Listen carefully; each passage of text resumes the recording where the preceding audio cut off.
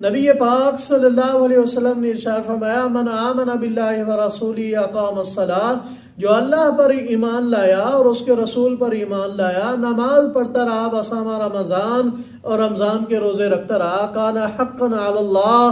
اللہ پر اس بندے کا حق ہے کہ اللہ اسے جنت میں داخل کرے۔ تو صحابی نے عرض کی یا رسول اللہ صلی اللہ علیہ وسلم یہ لوگوں کو بتلا دوں؟ نبی پاک صلی اللہ علیہ وسلم نے ارشاد فرمایا سنو،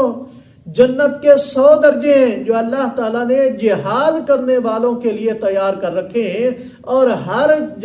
درجے کے درمیان زمین و آسمان جتنا فاصلہ ہے۔ اور جب بھی اللہ سے مانگو تو جنت الفردوس مانگو، یہ بہترین حصہ ہے، اس کی چھت اللہ تعالیٰ کا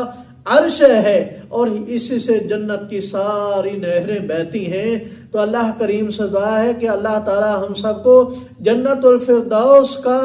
وارث بنائے، حقدار بنائے، اور جتنے جہاد کرنے والے ہیں، جہاد کے ساتھ تعاون کرنے والے ہیں، اللہ تعالیٰ ان کی مدد فرمائے۔